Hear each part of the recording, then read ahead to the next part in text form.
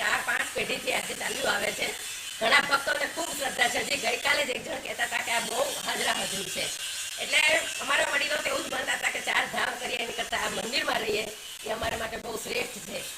એમને ખૂબ શ્રદ્ધા છે. અમારા આજે આખું ફેમિલી ખૂબ ફુલ્લા દાદાની દયાથી સમૃદ્ધિ રીતે બહુ આનંદથી જીવે છે અને એના દિવસો પસાર કરે છે.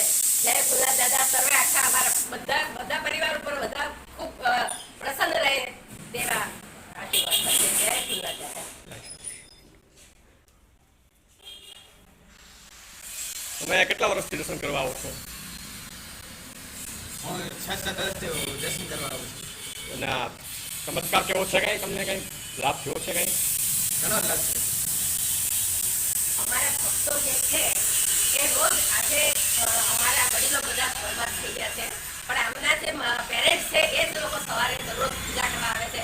અમે આરતી માટે રાખેલા છે. સાંજે મારા 2 ભાઈઓ આવે છે, મારા દેર આવે છે. એ રીતે અમારું ચાલ્યું આવે છે. બાકી ભગવાને ક્યારેય કોઈ દિવસ અમને એવું અનુભવ નથી થયો કે ભગવાનને આપણે કેમ કરવું, પણ અમને ખૂબ પ્રગતિમાં જ રાખ્યા છે. છોકરાઓને આખો વારસાગત બધું સરસ ચાલ્યું આવ્યું છે. એટલે ખૂબ અમને શ્રદ્ધા છે અને ભગવાન અમને ખૂબ લાંબો ટાઈમ ભક્તિને શક્તિ આપે એવા અમે આશીર્વાદ માંગીએ છીએ ભગવાન પાસે. જય શ્રી કૃષ્ણ.